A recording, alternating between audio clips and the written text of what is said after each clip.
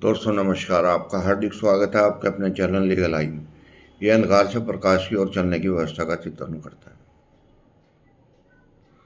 आज हम विचार करते हैं कि हमारे ऋषियों मुनियों ने जो 3 शब्द दिए हैं इनका व्यवहारिक रूप से क्या अर्थ है। पहला दिया है ध्यान, दूसरा दिया है धारणा और तीसरा दिया है समाधि। उस समय इनका क्या अर्थ रहा होगा, क्या उन्होंने महसूस किया, लेकिन प्रेरणा स्वरूप उन्होंने इन 3 शब्दों को शायद इसलिए रचा हो कि मनुष्य को ये बता सकें कि जब तक वो किसी चीज़ के बारे में विचार नहीं करेंगे, धारणा नहीं बनाएंगे, उस कार्य को संपन्न करने के लिए उसके पास जिज्ञासा नहीं होगी। और वो जब जिज्ञासा करेंगे और धारणा बनाएंगे कि मुझे अमुक कार्य करना है, तो उसके लिए फिर ध्यान करेंगे। ध्यान ये भी हो सकता है कि उसके बारे में सारी प्रिकॉशन करें, क्या क्या इंस्ट्रूमेंट चाहिए, क्या क्या चीज़ों की आवश्यकता पड़ेगी, किस किस से संपर्क करना पड़ेगा, कौन सा साहित्य कार्य आएगा, किससे विचार विमर्श करना पड़ेगा, किससे परामर्श लेके उस कार्य को अच्छे तरीके से, बहुत अच्छे तरीके से बनाना पड़ेगा, तब धारणा आएगी। यानी कि उसमें इतना डूब जाना, उस कार्य विशेष को करते समय दूसरी चीज़ों का ध्यान ना आना। जैसे एक कलाकार जब ये एक धारणा बनाता है कि उसको श्री गणेश जी की एक प्रतिमा बनानी है, तो उसका एक आकार उसके दिमाग में होता है। फिर उसके लिए वो मिट्टी तलाश करता है या पत्थर तलाश करता है या प्लास्टर ऑफ पेरिस तलाश करता है। उसके बाद उसका सांचा बनाता है या छीने हथौड़े से उसके आकृति को अपने मस्तिष्क के द्वारा संचालित तिरंगों से उसको तराशता है। और जब वो सारी दुनिया को भूलकर उस मूर्ति को तराशता है, तो वास्तव में उसमें ईश्वर के दर्शन होते हैं।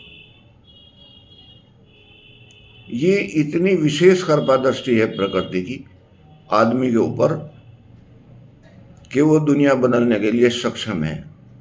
दुनिया है क्या?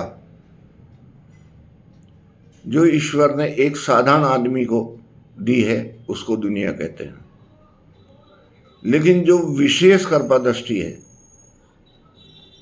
वो उस दुनिया से बाहर है, क्योंकि वो तो उसकी ग्रेस है। एक आदमी वही साधारण कार्य कर रहा है, उस पर जब ग्रेस हो जाती है तो वही विशेष कार्य करता है। हमारे साहित्य में ऐसा कई जगह आया है, बड़ी विचित्र संभावनाएं हैं कि जो अक्लमंद आदमी है उन्होंने साधारण आदमियों को अच्छी तरह से बेवकूफ़ बनाया है। लेकिन जब ईश्वर की कृपा दृष्टि हो जाती है तो उनको बेवकूफ़ नहीं बनाया जा सकता। वो प्रकृति के सतत हिस्सा बन जाते हैं। वो जो प्रकृति से मांगते हैं वो स्वतः ही उनके पास चला आता है। हालांकि उनको मांगने की आवश्यकता नहीं होती, लेकिन अगर वो मांग लें तो निश्चित रूप से पूर्ण होता है।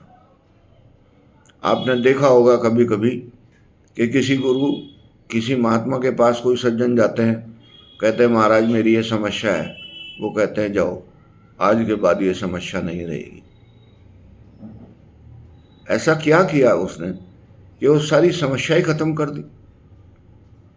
दरअसल उसने अपने तपोबल से आपके मस्तिष्क में प्राण चेतना दे दी, जिससे आपके विचार बदल गए, आपकी धारणा बदल गई, आपका ध्यान बदल गया और आप उस कार्य की उस अवस्था में, जिसे समाधि कहते हैं, पूर्णता की ओर चले गए। जब वो पूर्णता में चले गए तो आपने वो कार्य पूरा कर दिया, और आपके द्वारा वो कार्य पूरा होते ही समाज में आपकी प्रसिद्धि हो गई। लेकिन आप ये ना भूलें कि ये आपकी कोई प्रसिद्धि नहीं है, ये तो गॉड ग्रेस है। अन्यथा आप भी उसी भीड़ में खड़े हैं जिस भीड़ में दूसरे लोग खड़े हैं। हाँ, आप एक कार्य इससे अतिरिक्त कर सकते हैं कि मन ही मन मुस्कुरा सकते हैं कि भगवान आपने मुझे इस काबिल बना दिया, आपको कोटि कोटि नमन। उसका आभार व्यक्त कर सकते हैं। जब भी आभार और ग्लोरी आपके मन में आएगी, तब आपका व्यक्तिगत जीवन भी सुचारू रूप से और सुचारू रूप से समाज के काबिल हो जाएगा, आपके अपने भी काबिल हो जाएगा। आपकी गिनती हीरे मोतियों में होने लगेगी, क्योंकि जैसे जैसे आप तराशे जाएंगे, ऐसे ऐसे आपकी चमक बढ़ती चली जाएगी। और वो चमक क्या होगी? वो उस प्रकाश की तरह होगी जैसे सूर्य का प्रकाश किसी छिद्र से आता है तो उसमें बहुत छोटे छोटे से मोलिकुलर सिस्टम दिखाई देते हैं। वो नंगी आंख से भी दिखाई दे देते हैं, लेकिन जनरली वो दिखाई नहीं देते। बस यही दिव्य दृष्टि का फर्क है कि आप उन छोटे छोटे पर्टिकुलर्स को समझ लें, उस चेतना को समझ लें, उस चेतना के अनुसार कार्य करने लगें और अपना जीवन सुचारू रूप से जिएं और दूसरों के लिए भी प्रेरणा का स्रोत बने। ध्यान करें, धारणा करें, जाप करें और समर्पित हो जाएं। ऐसा मेरा विचार है। नमस्कार।